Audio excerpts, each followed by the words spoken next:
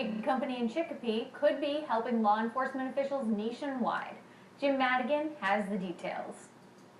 And I am with the men of CROOKHOOK.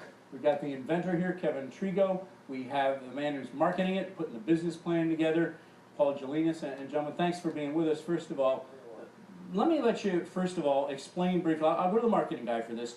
Take a minute and just explain what CROOKHOOK is. I mean, it's a perfect explanation, literally a hook to catch crooks, but talk about it. It's pretty simple, right? When Kevin came up with the name, it kind of explains it all.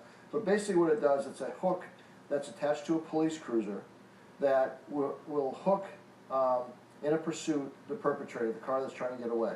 And it'll do it in a controlled manner so that nobody will get hurt, even the pursuee will not get hurt, the police won't get hurt, pedestrians damaged, nothing of that sort will happen if they use the CROOKHOOK. It slows the car down in a controlled manner.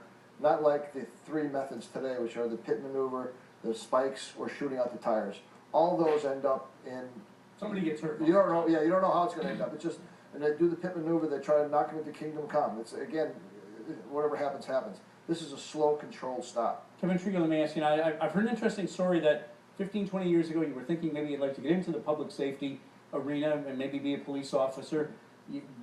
Thinking that, you were watching a lot of the different shows, the documentary shows like Cops that kind of show policemen at work.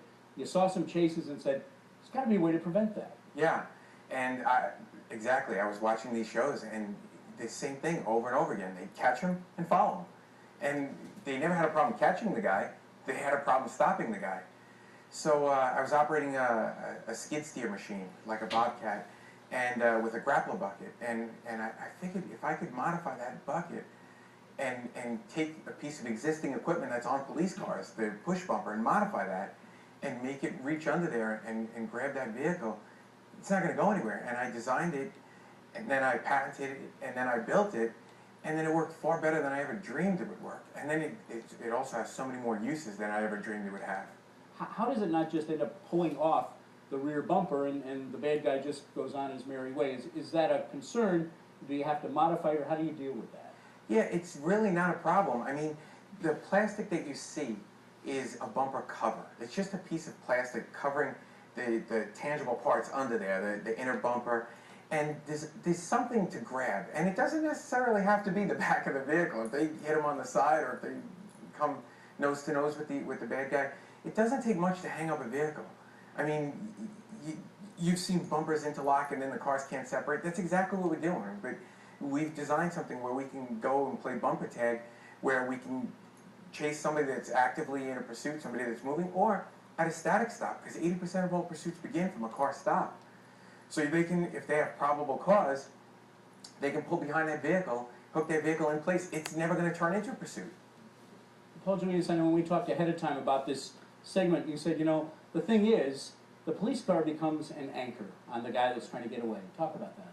So two things in the chase. If they're doing the chase, and it's physics. When the CROOKHOOK comes down, be clear, it doesn't lift the car up at all. All it does is it's trying to get back to the home position.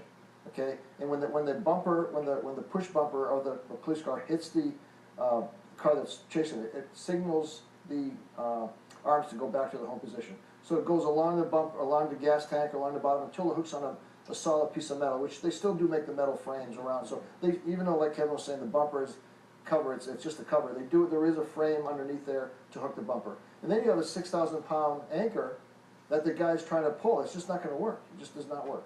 It's physics. Let's talk about stress the fact. This is all local at this point, because I know you're a Wilbraham guy. Yeah.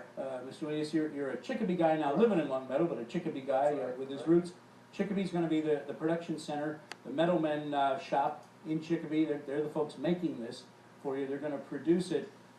Do they have any sense of what it may mean to their business? I mean, is it possible that, I mean, if every police car in the country ends up getting outfitted with this, I mean, that's the ultimate dream, but if a lot of them do, that's a lot of business for a small company. I'm sure they'll have to, they're on Montcalm Street in Chicopee.